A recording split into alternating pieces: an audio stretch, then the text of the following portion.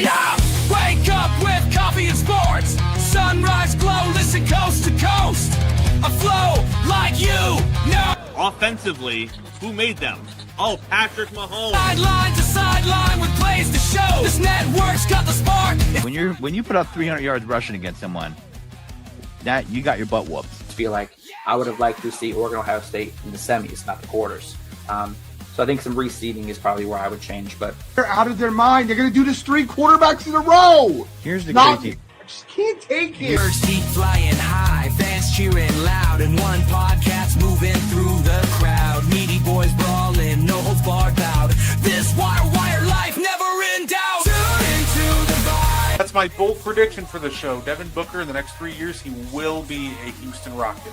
Because I still think Seth is still at the top of his game. I do. I think he's right there. Who knows? Maybe. Not this year, but one time soon. Why wouldn't we potentially see Seth and Roman? You know what I mean? Tune in the vibe.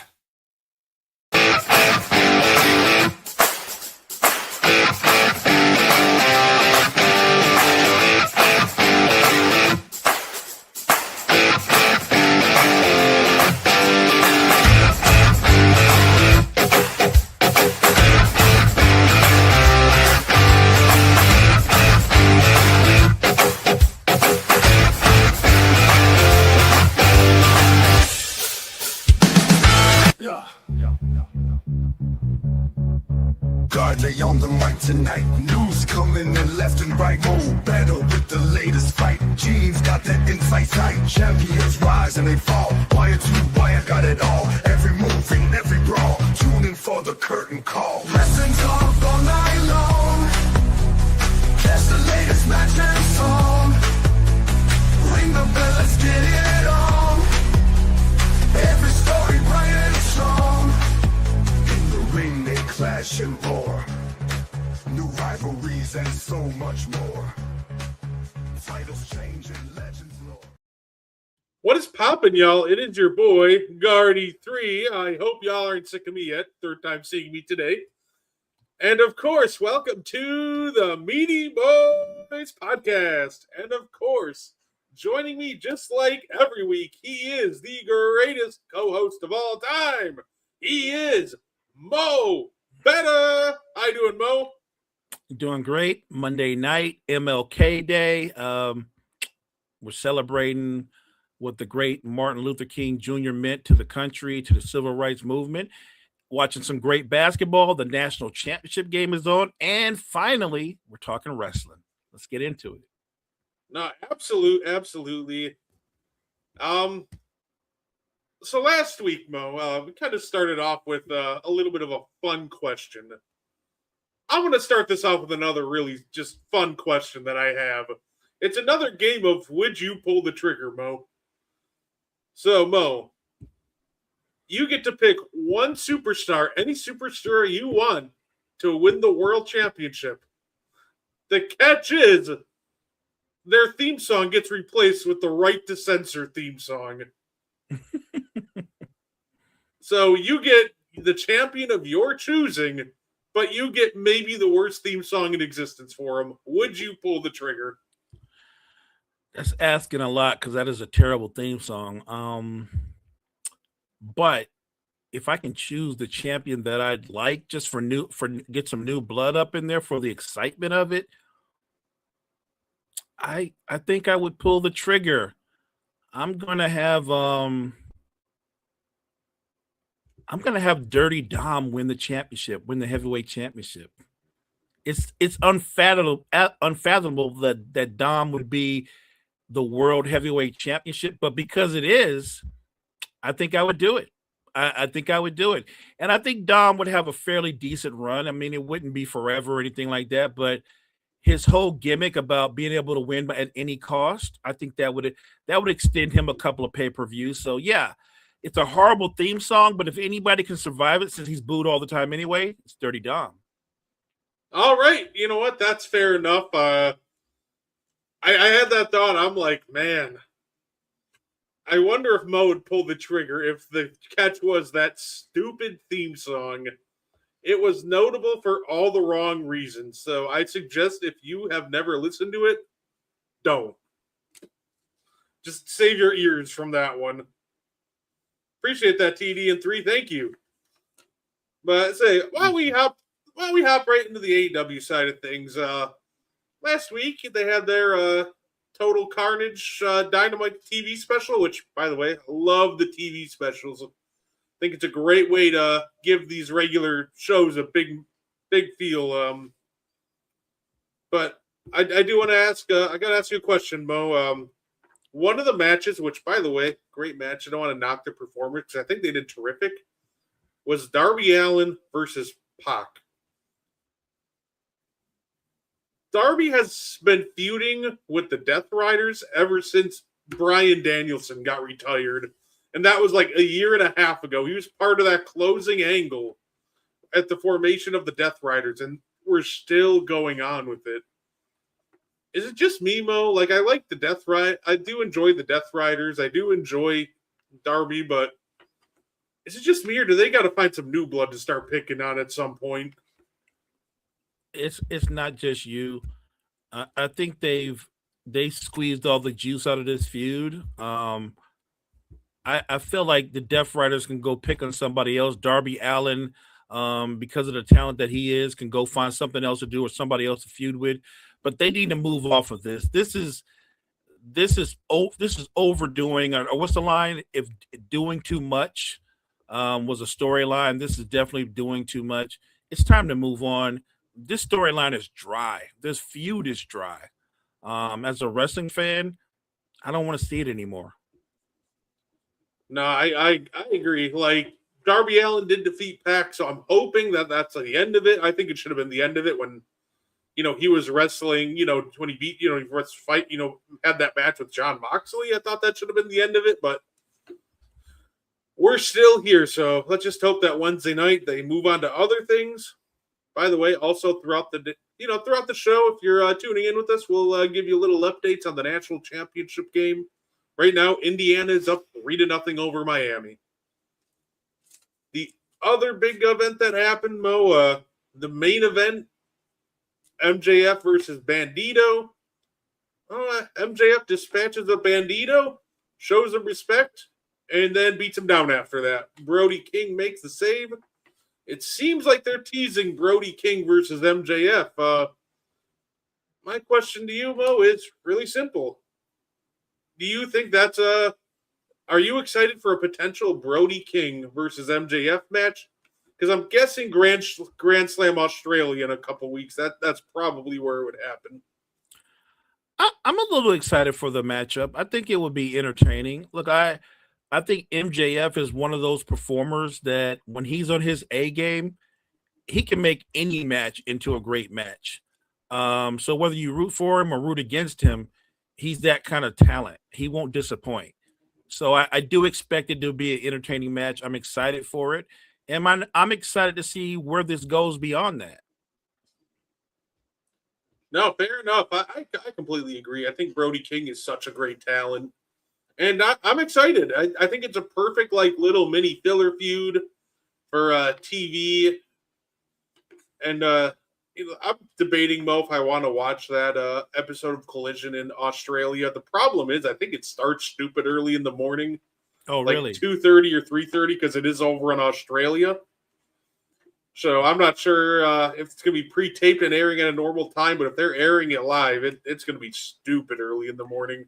If they're airing it live, I will not be watching. Catch the replay the next day. Don't even worry about it. And of course, I think the other biggest news with AEW right now is Powerhouse Hobbs. His contract is expired. It seems like he's making the jump over to WWE. Very, very strong, just athletic for his size. Would you be excited for a potential Powerhouse Hobbs run in the WWE? No. Not because I'm not a fan of Powerhouse Hobbs, because I know how WWE works. They're going to get him, and he's a name, and he's familiar. but where is he going to go? He's never going to be a threat to win the heavyweight championship, either one of them. I don't even know if he's going to win a mid-card match. I think the thing about Hobbs is he's usually at his best, Brett, when he's part of some kind of faction. You know what I mean? Like, he's an enforcer type. So, and maybe that's what'll happen. He'll join a faction, but I don't think his run is going to be, as an individual talent, I don't think it's going to be that impactful because they're overloaded with talent. They just brought up Javon Evans, Obafembe, and Trick Williams. Like, no offense to Hobbs, but he doesn't rank with any of those guys. So I don't know where he's going to go unless he's part of a faction. What Triple H would be hearing after you saying that is he needs to be in the Judgment Day. Yeah, you know what? Put him in a Judgment Day. Look, the only thing I would ask WWE not to do, because he doesn't deserve this, do not in any way put Powerhouse Hobbs anywhere near the New Day. No, you know what? It's funny because I do agree with you on that, because I think Hobbs is a great talent and any company would be blessed to have him. But that being said, I've just seen how they treated a lot of these newcomers, right? Jeff Cobb was rumored to be coming and make a great impact until JC Mateo showed up, right? Right. Rusev is going to make a grand return, and he returned. It's a thing that happened. Aleister Black was going to, shake up the company until he came back, and it just nothing really happened. I think they'd almost give him that little push or that big debut to, try to stick it to AEW like they like to do, and then he just kind of fades into obscurity. I think almost the best course of action, if you do sign him, send him to NXT. You're bringing all these guys up. You need somebody in the main event scene down there, and I think the Powerhouse Hobbs might be the perfect guy to, kind of replace Obafemi and Javon Evans in the main event scene at NXT, and say I like your idea better. That's great. Say let him build himself up and give it like a year or so, and then at that point, maybe it will be time to bring him up. But I think rushing him to the main roster would be a mistake. I would love to see them kind of start him in NXT and let him slowly build up that way. That is a much smarter plan, and it's more of a long-term plan. I like it so much more because if you bring him to the main roster, you're right. They're going to give him this instant push and pop, but they're only doing it because they want to be petty with AEW, and then he'll cool off, and you'll forget that he's even part of WWE. When Rusev came back, I thought, okay, Rusev's going to get a big push, and he had that banger of a match with Sheamus. That was a great match at that pay-per-view. But ever since that great match, he's been falling off to the wayside. Mateo has become part of the family tree. Yeah. And that's not a bad place because I think he is more of a faction guy. But I think you're right. Powerhouse Hobbs would fill a void on NXT because he would fill in for Obafemi and Javon Evans, Trick Williams. I like that idea a lot. I hope somebody at WWE, the powers that be, are smart enough to think about something like that. And by the way, speaking of my family tree, Mo, I'm gonna make a prediction for 2026. By the end of the year, the next biggest over babyface will be Solo Sikoa. Really? I genuinely cannot wait for them to turn a babyface. I think Solo Sikoa, just being himself, is genuinely so charismatic and so funny. I think he's almost when he does get TV time and they don't try to force him to be something he's not, which is this menacing heel. When they let Solo be Solo, he gets over so quickly and he's just so naturally funny. I'm telling you, if they turn Solo babyface, I don't think he's going to be some, a future main event, WrestleMania main eventer, but they're going to have him in that mid-card scene, and I think he's going to get super over. I think he's going to get one of the bigger pops in the company towards the end of the year if they turn him babyface and let Solo be Solo.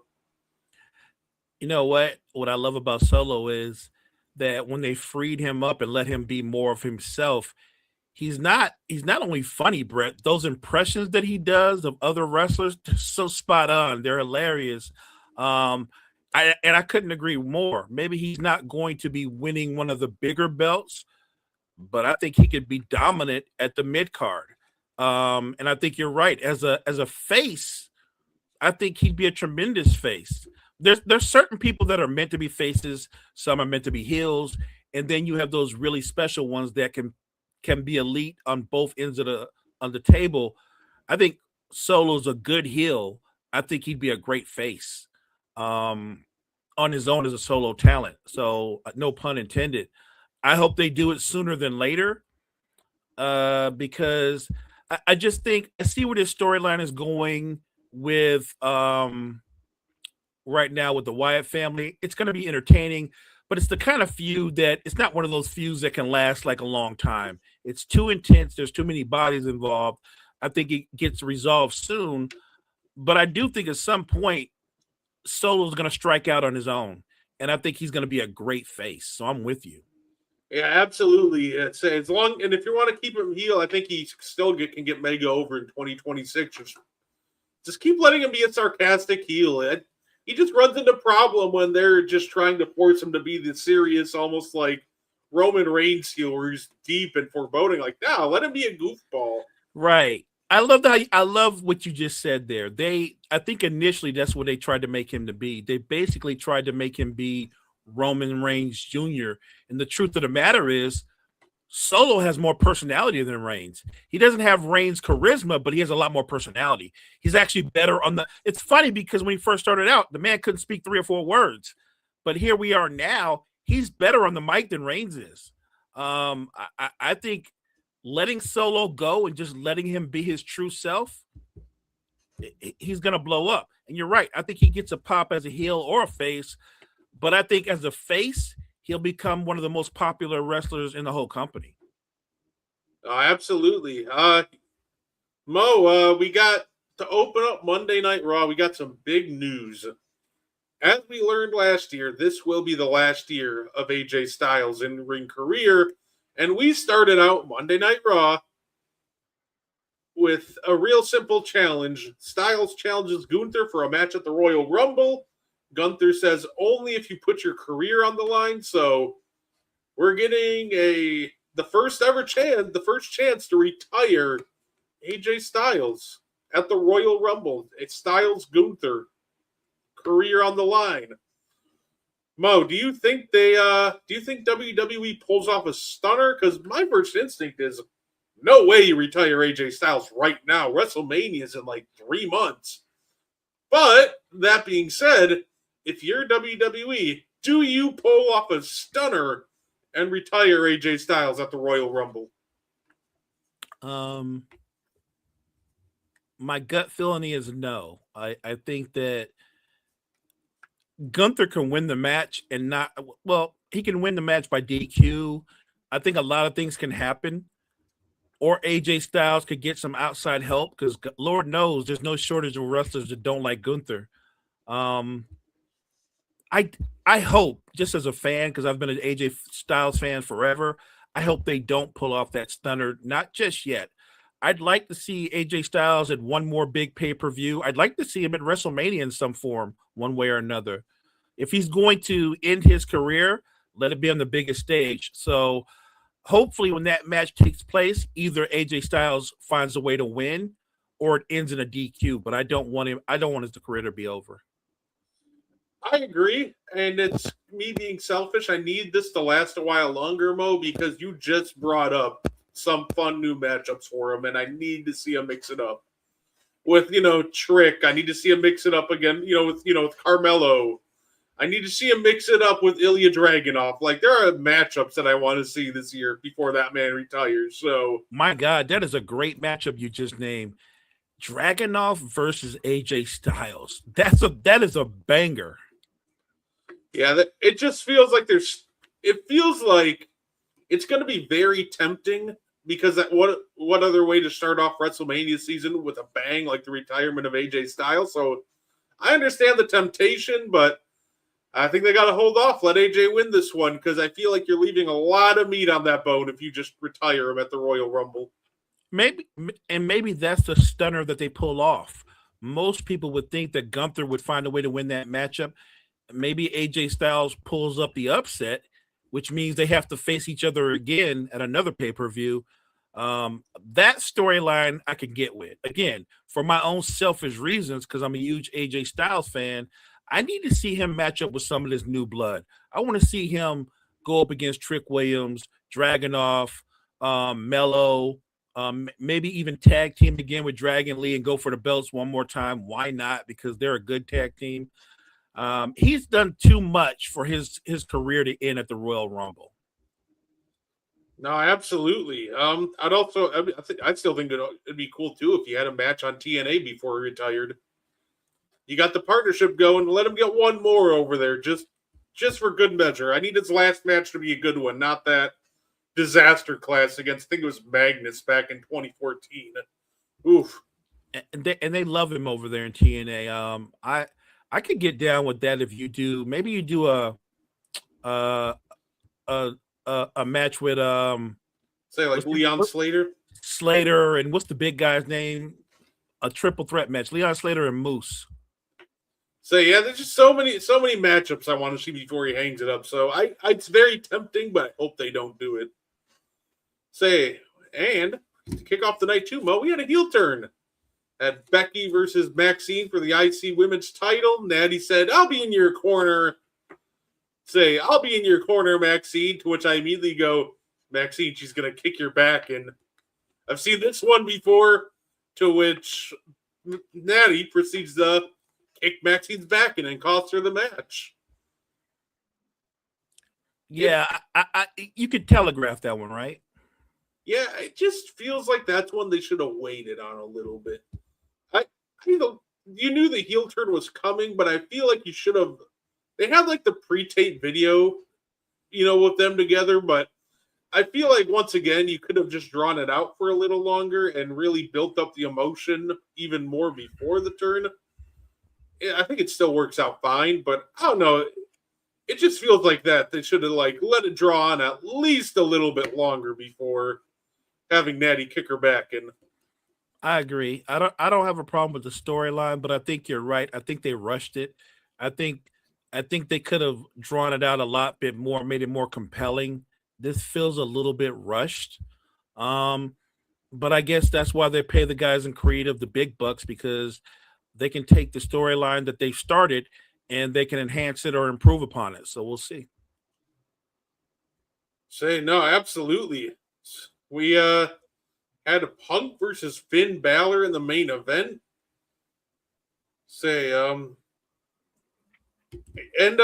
One, it was great because Finn came back with his old theme song. And then after Punk retained the title, him and Finn showed a sign of respect. My question to you is, do you think maybe this is the start of a Finn Balor face turn and him leaving the Judgment Day? Or so you think this is maybe a bit of fan service and he goes right back to doing what he's been doing next week? I'm actually leaning more towards him becoming more of a face. And I'm going to make a prediction. I mean, we talked about AJ Styles. I feel like Finn Balor and AJ Styles in a lot of ways are at the same point in their careers. I think Finn Balor can go back and be a face. And I think that he can win multiple titles in terms of being a big-time individual talent on the mid-card, right? I think that's how Finn and guys like Finn and AJ Balor extend, or not AJ Balor, but AJ Styles extend their careers. Especially Finn Balor. He's been a face before. We know he can be a heel, but I feel like Finn seems to be distancing himself from the Judgment Day. And look, you know how Liv Morgan thinks, right? She's real petty. It wouldn't shock me if before Finn decides to leave, she kind of speeds up the process and kicks his back in, right? Like that's kind of how they do things in the Judgment Day. It wouldn't surprise me. No, fair enough. He's such a good babyface too, though. I'm excited for him to be able to get his shine. as a baby face, even if it's just him like breaking out and going back after like the Intercontinental Championship. Ironically, it works because it's against Dom. There's your WrestleMania match, right? Dom versus Finn. I think that would be great. That will be a great match. It will be a great match. But yeah, that's all I'm saying. I would love Finn Balor to at some point snatch up the IC belt or the US Championship, and just be a stud on the mid card. No, absolutely. And of course, well, we got Saturday night's main event coming up. I'm not gonna lie, it's looking pretty good. We got Cody Rhodes versus Jacob Fatu. That should be a fun one. That's first time matchup for those two. Now the Fatal 4-Way, Orton, Priest, Sami Zayn versus Trick Williams. Look, I really want to see Trick win, even though I know it's not going to happen. And then, of course, we got Rhea and Io versus Liv Morgan and Roxanne Perez. Which of those matches do you think will end up being the best one? I think the tag team match is going to be better. I think Jacob Fatu and Cody could be a banger. And because Cody is no longer the champion, I think all the cards are on the table. Like, it shouldn't surprise anybody if Jacob Fatu won. Just like it shouldn't surprise anybody if Cody won. I think that could go either way. But I do think that the tag team matchup, you know how this goes. If they were wrestling as individual talents, it's hard to believe anybody's going to take out Rhea. But in a tag team matchup where it's not always about who's stronger or more powerful, but maybe who's more clever, I'm going to give the edge to Liv and Roxanne. Oh, that. Hey, I would enjoy a Liv and Roxanne tag title run. I think that'd be a lot of fun. Yeah, I could see that going either way. I'm gonna lean the title stays with Rhea and Io for a little bit, but honestly, that one I could see him going either way with it. Like I said, Fatal 4-Way. Look, I think obviously they're teasing it's going to be Randy Orton, but man, how much I would love to see someone like Trick upset everybody and go face Drew McIntyre at the Royal Rumble. You know what? Triple H and Creative, they're not that bold. That would be a bold swing, and be unexpected. I'd love for them to do something unexpected, but they pretty much go by the numbers. I think Trick will have a good showing, but he won't win. No, that's fair enough. That's fair enough. At the end of the day, I don't know I don't know what we get for the Royal Rumble, but it'll be a lot of fun. Randy versus Drew would be great. I would love to see it. That's a matchup that I would enjoy. That would be a really physical banger of a matchup. Two super powerful guys with strong finishers that can come out of nowhere. Sign me up for that matchup. Now, I do got to ask, Mo, are you a fan of the newest international sensation, Kit Wilson? He got a new theme song. He's getting over really quickly. Everybody loves singing and dancing with the new theme. What do you think about Kit? Do you think this is maybe a future Intercontinental or U.S. champion, or you think this is just a phase? No, I think it's a legit push, a legit movement, and it seems to be building momentum. I don't think it's a phase. I think what Kit Wilson is doing right now is he's setting a standard.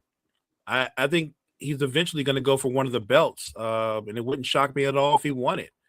And it's funny, right? Because the new theme song, again, if it's a catchy song, you almost overlook if it's corny. I think his song is really catchy. I'm kind of digging it. Like I said, I don't know why I like the Joe Hendry theme song. It's nothing special, but yet something about it, maybe because it fits him so perfectly, it just works. I loved it on SmackDown when he came out to his theme song, attacked Matt Cardona, and then continued with his entrance like nothing happened. That was absolutely terrific. So, look, I'm all in on Kit Wilson. He's just stupid entertaining. Agreed. And there are rumors that WrestleMania was going to be Cody versus Roman the Third before, obviously, they switched it up and Drew McIntyre won the world title. Do you think, would you have been excited for a third Cody Roman match at WrestleMania, or do you think that's maybe suited for a different pay-per-view? I would have been excited for it. I don't think the Cody Roman matchup is stale. I don't think it's stale at all. I think it's still fresh. And remember, when Cody beat Roman at WrestleMania, we hadn't seen them really go at it anymore since then. So I think that feud is fresh. I would sign up to see that again. I maybe I'm in the minority, but I think that's a more compelling thing. I know that Cody has unresolved issues with Drew because Drew obviously just beat him for the belt.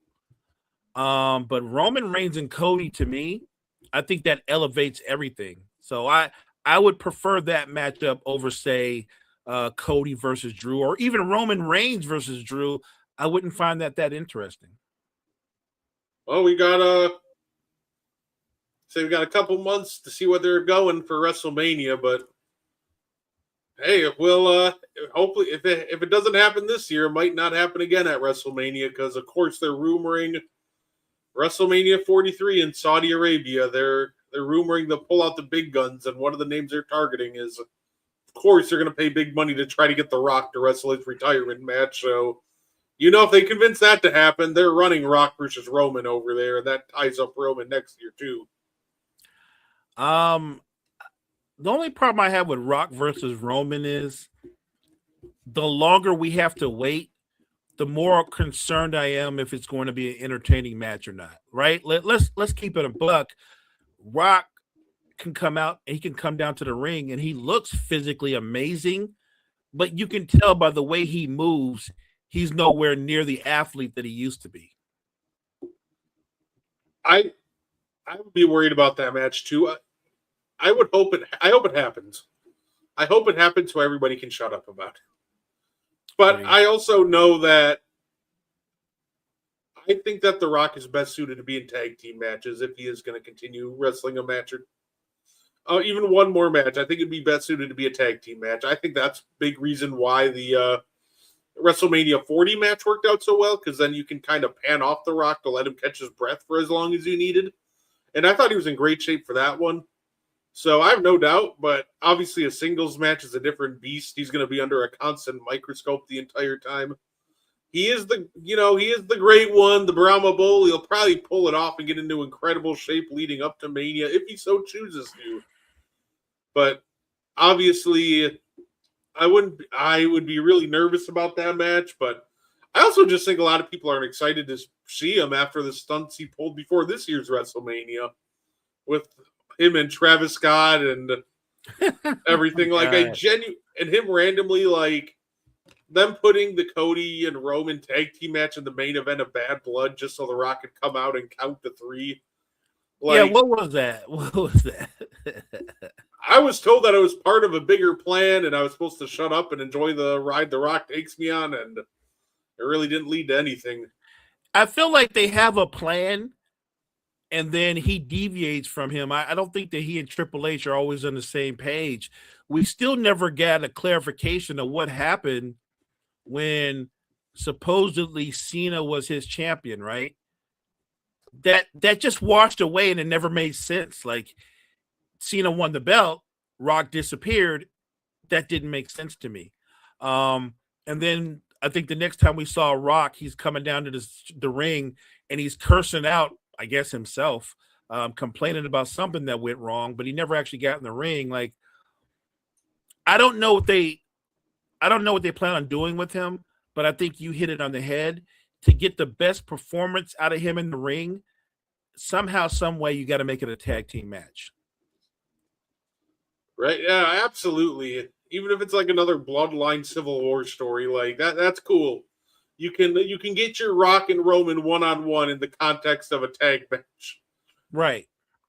You're right. Look, remember, I think The Rock literally, what is he, 50, 51? So he can be in amazing shape, but in a tag match, you can get those breaks. You can be in and out, and the spotlight's not on you. In a singles match, it's just you. and you got to be able to perform for upwards of 25 to 30 minutes. I don't think he can do that. And that's not a knock. I mean, he's just a lot older, even if he's in terrific shape. And he's not as explosive as he once was, so he's got to do things a little bit more methodically. So I would rather see them drum up another bloodline feud. It's not like there's a shortage of bloodline members. And maybe it's him versus Roman, and his tag team partner is, I don't know, Jacob Fatu or whoever. I'd watch it. I'd enjoy it. No, absolutely. So I guess before we get up on out of here, Mo, I got one more question just to end on a fun note. It's something I thought of during the show. So they're doing WWE Unreal right now, where they're showing all the backstage stuff, etc. My question to you is, Mo, if you could go backstage and see the chaos and the inner workings of one moment or one show, what would you want to see? Like, what would you want WWE Unreal to cover? For example, maybe you would love to see the backstage of what happened after The Undertaker lost the streak at WrestleMania 30. Or when Stone Cold aligned with Vince. What moment or match would you have loved for WWE Unreal to follow? If I could have gone back and followed it, I would have loved to go back and have Unreal follow when Stone Cold and Rock was at the peak of their feud. All the backstage stuff, all the interferences, but I would love Unreal to peel back the cover and let us see how that was going. Like, that was amazing.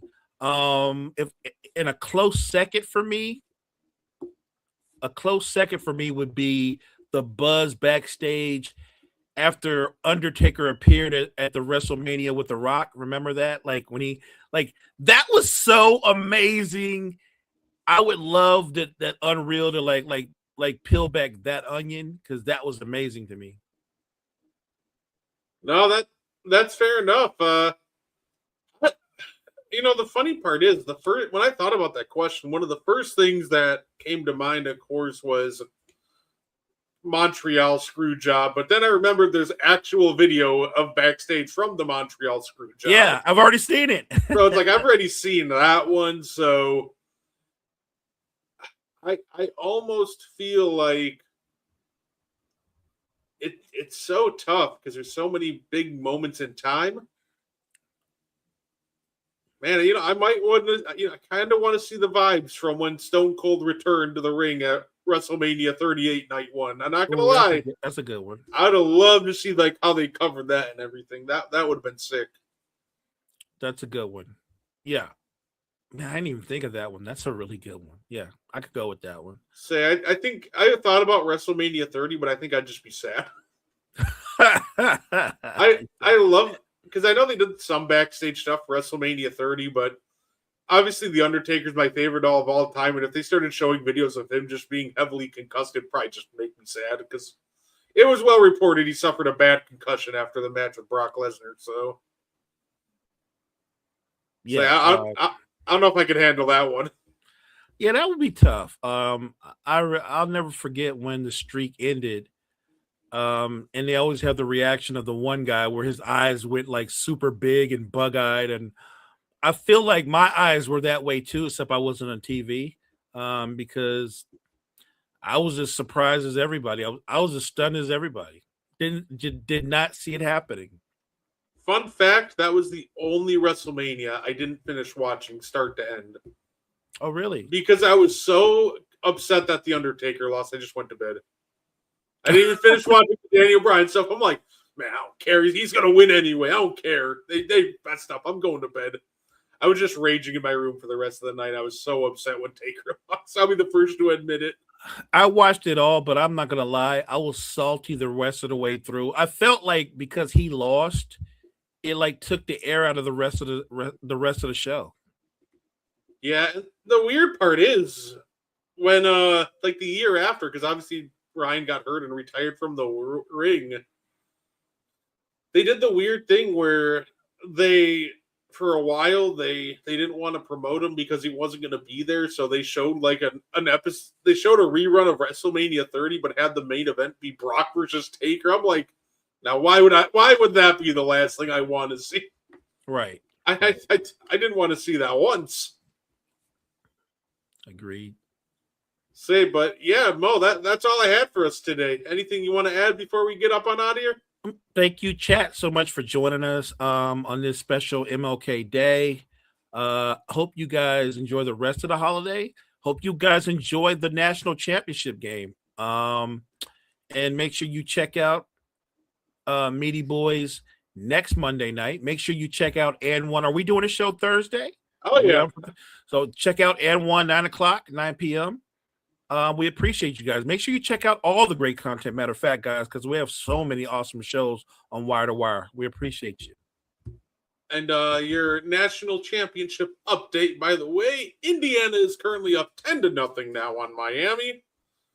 So it looks like, but Miami is marching. They currently have the ball at the 43-yard line, but it is 4th and 2. So make sure you check out that game after this.